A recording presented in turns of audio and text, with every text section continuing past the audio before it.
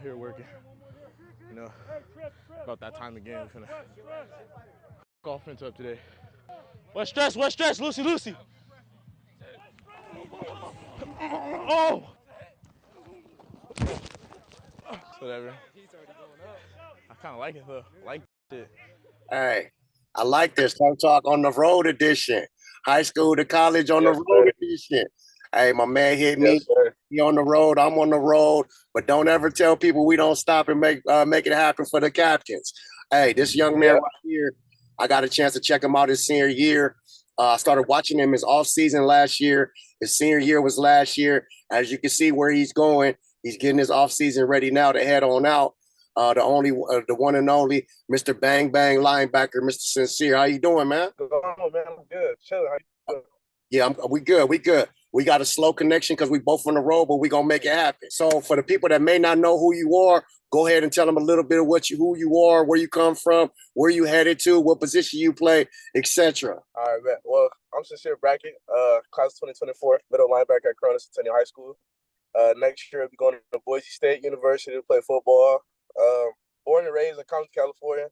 Moved out here when I was around like 9, 10 years old with my family. And I do other things besides football. I got my own clothing brand. I got my own mentor of the group also for student athletes called Athletes Human too. Okay. So, I try to do a lot of things rather than just be a football player.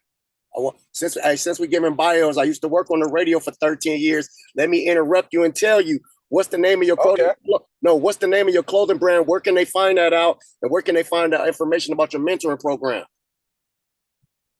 So if follow me on Instagram at sinsin.6. 6 is spelled 6ix. It should be in my bio. We got it'll be at ARH2 at the team. My friend, it should be at AMB_ambitious.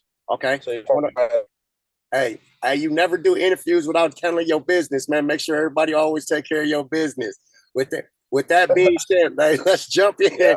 Yeah. Hey, that's what it's all about. With that being said, your off season last year, you know what? I want to rewind a little bit because I talked to you before. I want to talk to you about what it meant for you your season year, overcoming your small injuries. Because I remember we talked and you used to tell me, you used to cry, you know what I'm saying, because you couldn't wait to get back on the field or whatnot. Talk a little bit about what last year meant for you after, you know what I'm saying, coming through of what you've been through, of your journey. But last year, man, I knew in my mind I had to go crazy. Like, no ifs, ands, and buts, because I knew my goal was always kids to go Division I and play football. So last year was probably one of the most important years. Junior year was kind of like me trying to get back comfortable with the game, because in reality, I really only played 2 years of high school football in reality, because I missed my sophomore year. Freshman year was COVID's year, so I really played 5 games. So in reality, I've only had 2 years to play football. So I knew that this senior year was very pivotal. Like I had to go on a whole new level. I had to step up, had to be a leader. I had to really lock in. In every game since my injury, it wasn't more so just a game. I knew I had to play the game with emotion. Like I knew how serious it was. So last year that was really my mentality every game, man. People be like, bro, why are you crying for the game? I'm like, because it means differently than y'all. Like it hits me way different than it does to y'all, because I know what it felt like for this to be took away from me. And it was the worst feeling in the world that I wouldn't wish on my worst enemy, to be honest with you. So those past 2 years, I'm like, it's time to go. Like I only got one shot, and I just had to keep going, man. I had to persevere through everything. I had to keep going no matter what obstacle. Just kept God first, kept praying, stayed close to my family, because you can't do nothing without your family. So I just kept going, no stop, just kept going.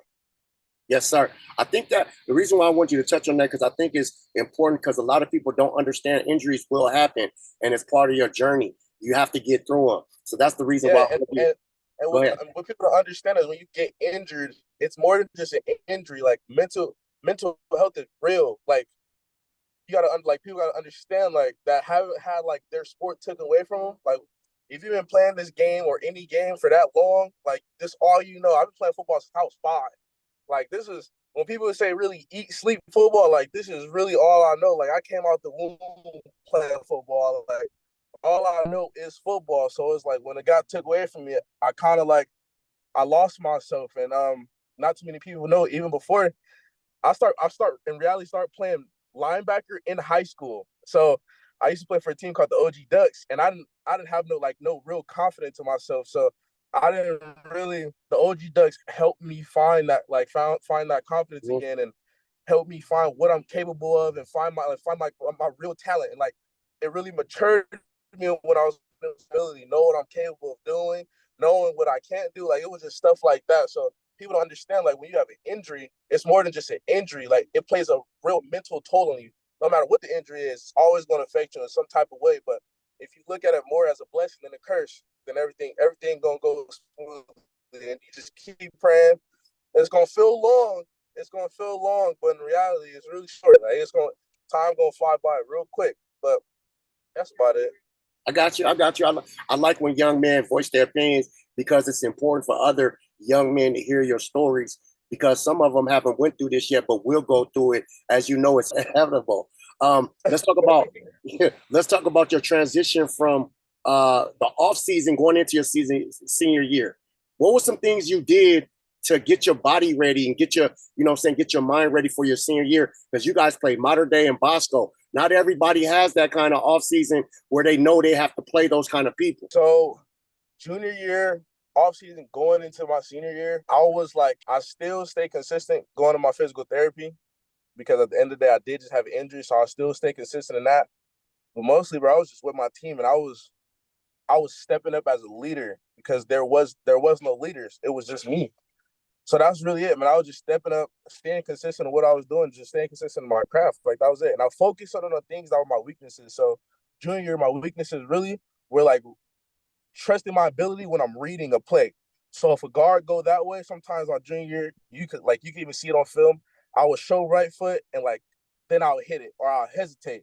So senior year, that was really my main thing of focus on. When you see the hole, go full speed because you got to trust your instincts, trust your ability. So junior year, that's just all I was trying to get back was trusting in myself, trusting my instincts. Senior year too, in the beginning, still trying to be able to trust myself to be and because I'm good at reading. I just got to believe that I'm good at reading plays. So that's really it. But last 6 games, 7 games, I was got it. Hit the hole, bow, hit it. Every single time. It's okay to mess up. You're gonna fail. You're gonna fail in the game. It's okay. As long as you make that mistake 150%, right? You hit that whole 150%. The mess up, the failure don't even matter at that point because you hit it 100%. That's all that matters. So that was really it. That's all I really focus on in the off season is just reading and reacting, seeing the hole and hitting. Even if you mess up 100%. So that was really it. I like that. I definitely like that. Let's talk a little bit about your senior year. Some of them moments that you couldn't sleep at night that got your heart beating fast that usually don't happen. Some of them nights where, somebody in the family talk to you a little bit more than they usually do because they know it mean a little bit more. It don't got to be a game. It could have just been a moment. Just some of those moments I want to hear from your senior year. Man, it was just my whole senior year was it was emotional. I'm gonna say it like that. My senior year was a very emotional time. It was because of to depend on fake moss. Like it was no more coming back. It's really not a matter of injury. Even senior year, I had injuries. Man, I played the whole Bishop Gorman game with one of the highest AC sprains that a person can have. My shoulder, bro, was gone. I was going. You ask right now before the week.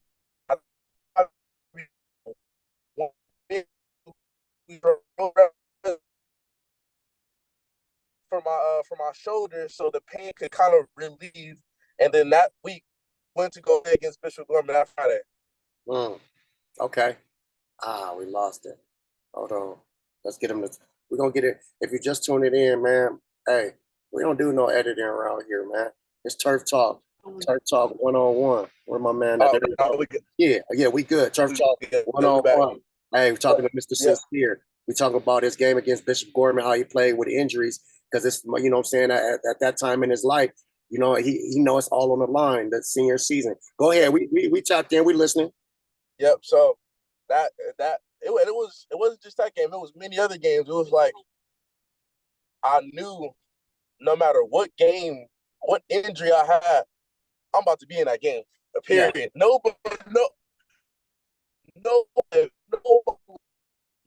nothing ever tell me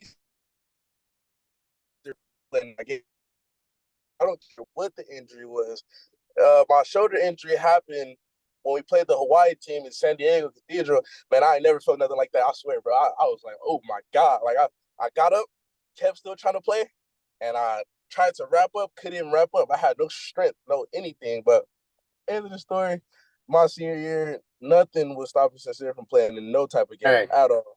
That's what I wanted people to hear from you about the resilience you are, the young man you are, you know, because I love your story, your journey that you went through from Compton to Corona to Boise. You know, that's going to be the name of this.